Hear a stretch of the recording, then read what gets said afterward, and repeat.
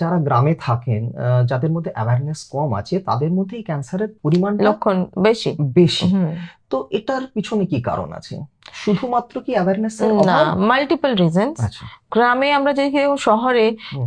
মেয়েরা, লেডিজরা we are more aware. আমরা চাকরি করতে চাই, হুম। আমরা পড়াশুনো করে চাকরিটা পেয়ে তারপরে আমরা বিয়ে থা করি। হুম। গ্রামের অঞ্চলে তো সেটা ঠিক হয় না, খুব কম বয়সে বিয়ে হয়ে যায়। হুম।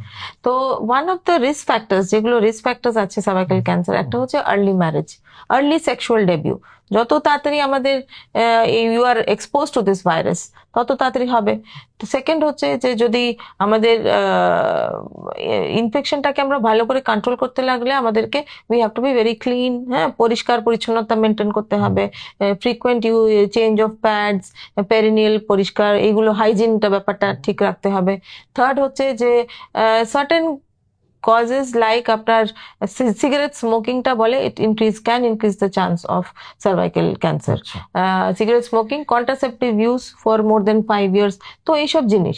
বাট অ্যাপার্ট ফ্রম অ্যাওয়ারনেস, গ্রামে হচ্ছে যে মেন হচ্ছে এই জিনিস, যদি একটা কোনো অ্যাবনর্মাল ব্লিডিং হলো, অ্যাবনর্মাল ডিসচার্জ হলো, ওনারা ভাবেন যে এটা ঠিক আছে ঠিক আছে, কিছুই না ফেলে রাখা হয়।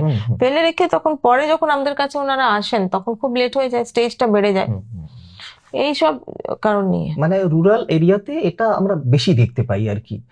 ডেভেলপিং কান্ট্রিজে একটু বেশি দেখা যায়। মানে আপনি মাল্টিপল সেক্সুয়াল পার্টনার্স যাদের হয়, অনেকগুলো সেক্সুয়াল পার্টনার্স, কিংবা যার সাথে উনি আছেন ওনার যদি মাল্টিপল সেক্সুয়াল পার্টনার হয়, so this are all the reason, this is how infection spreads person to person. Sexually transmitted disease বলা যেতে পারে একদম। যদি কারোর এইচআইভি আছে, কোন স্টেরয়েড খাচ্ছে ফর, ধরুন কিডনি ট্রান্সপ্লান্ট, লিভার ট্রান্সপ্লান্ট পরে তো স্টেরয়েড দেওয়া হয়, অটোইমিউন কন্ডিশনে স্টেরয়েড দেওয়া হয়, এনাদের যখন ইমিউন সাপ্রেস হয়ে যায় তখন এই ভাইরাসটা তো সবার ভেজানাতে থাকে, এরা তখন আক্রান্ত করে, তখন ওরা ইনফেকশনটা করে বিকজ অফ ইমিউনো সাপ্রেশন। আচ্ছা।